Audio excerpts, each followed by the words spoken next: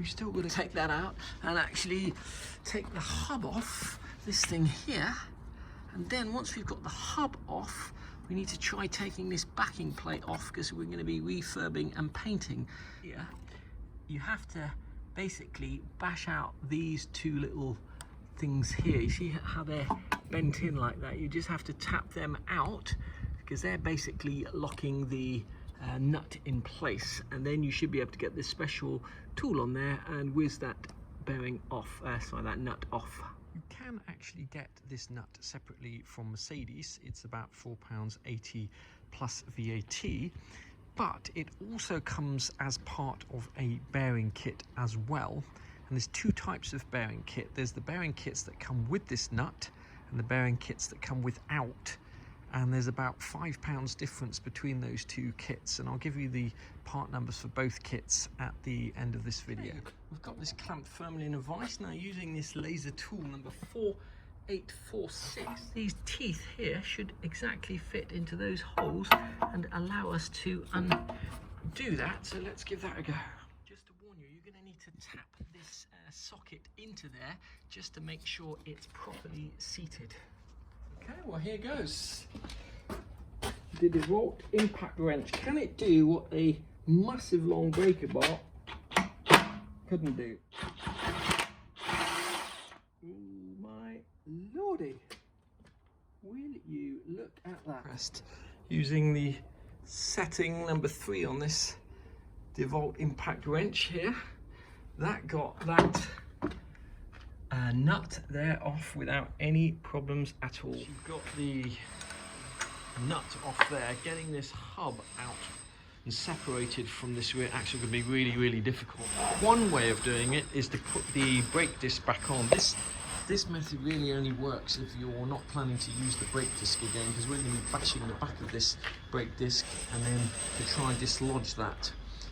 The better way to do it would be using something called a slide hammer, which we haven't got. Separating these hubs can be an absolute nightmare, especially if you don't have something like a hydraulic press.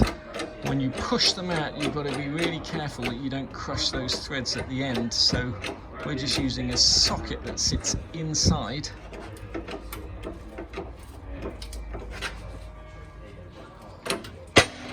Well, there you go. There you go.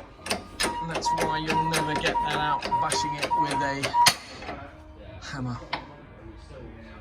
We've got the hub off. It should be a simple matter of just taking these two bolts out here. We've got one of them out without shearing it this time, and taking this fitting off, and then that should come off, and that should allow us to take this backing plate off as well. Those little bolts out, that they have a washer.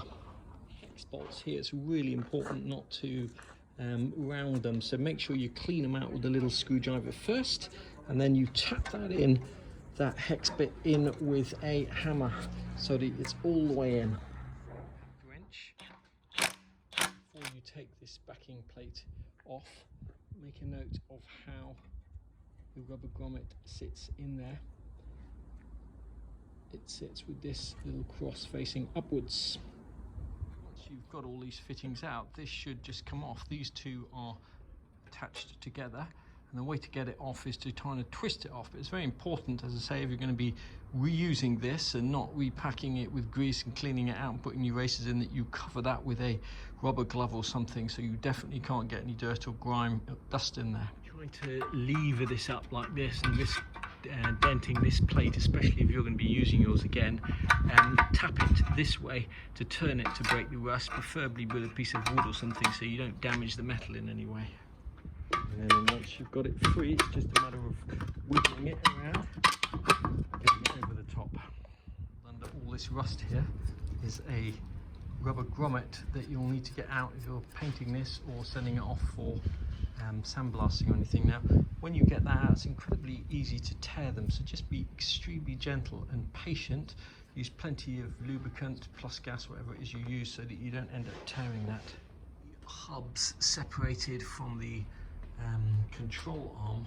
The next thing you may have to do, especially if you're going to be changing the bearings, etc., is to get out the old races and seals, and to do that you probably need a special kind of puller, which unfortunately I don't have here. So what I may do is just go and ask a friend who's got a garage if he's got the tools to actually pull these bits off both the hub and to pull those out of the axle. There's basically the race in there, an oil seal, another oil seal, and then the bearing and another race, and then to take the bearings out and replace them.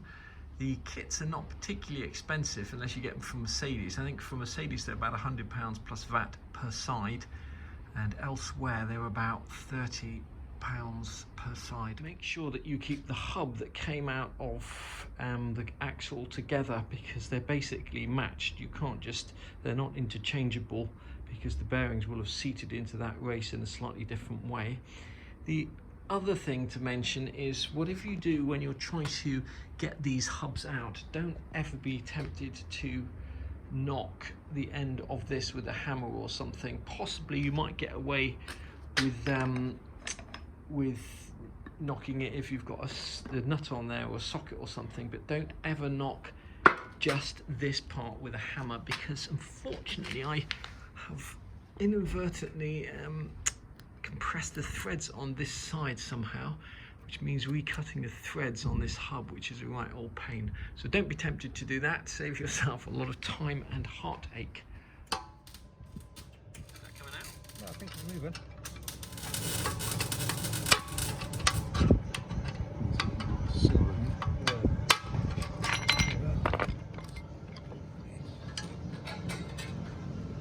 Split.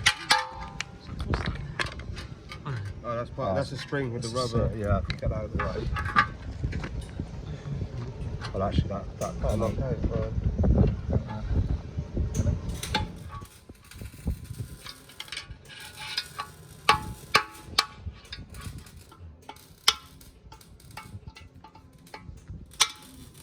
Come on. Races and the bearings out, it's worth having a look and see what's going on here. There's a sleeve or collar that sits on the outside here, and the seal sits inside that. The races themselves, they're knocked in and sit and rest on this flat part here, and on the back here, once again the race comes up against here, and there are seals in there like this, rubber seals that basically have a metal band around the outside, and it's quite often these rust onto here. You're going to have to knock those out with a screwdriver, bend them out or get them out any way you can. And when you're bashing out those races, that you don't damage the metal here, that you're actually getting your chisel or whatever else on the race. You can see here there's lots of bits of metal hacked out, so I don't think it's a tragedy. Just bear in mind when you're doing that to be hitting the race and not this metal ring on this side or on this side, because that race has to sit flat against there. This collar is very thin, so don't ever be clamping this on the end here, because you will deform it as somebody's done with this here. It's very easy to damage this collar when you're getting it off. You might be tempted to try and knock it off this way, but there's a thin lip this way, and if you try and do it that way, you're liable to bend that lip. So we're just heating the outside of this with the blowtorch, and then very gently going around with a screwdriver and tapping it off that way without damaging it. Oh, that's hot. And now we're ready to take this off to get powder coated and made like new again. When you do powder coat, just bear in mind you do not want to be powder coating this surface here or this surface here, because the dust plates are a very tight fit on there. So we're going to leaving this and this basically unpowder coated. Rings are no longer available from Mercedes. The part number, should you ever need to get one, 005 997 1646. I've been struggling to get the seal out of there, and then it occurred to me that this might actually be part of the bearing kit. I'm not 100% sure yet, but we'll soon find out. So I'll order the bearing kit, and that seal may actually be integral to that, which is why it's so difficult to get out. To get the control arm bushes out, we're going to be using our cheap and cheerful eBay bush press here, whatever this is called. The only thing you've got to remember is we're going to change the smallest fitting that goes in the end here to a larger one like that, and we're going to be using the largest cup to receive the bushing. So this is going to go on the outside like so, and then we're going to press the bushing out that way. Just using a standard socket to do this, which is usually enough. They're not in super tight usually, these bushes.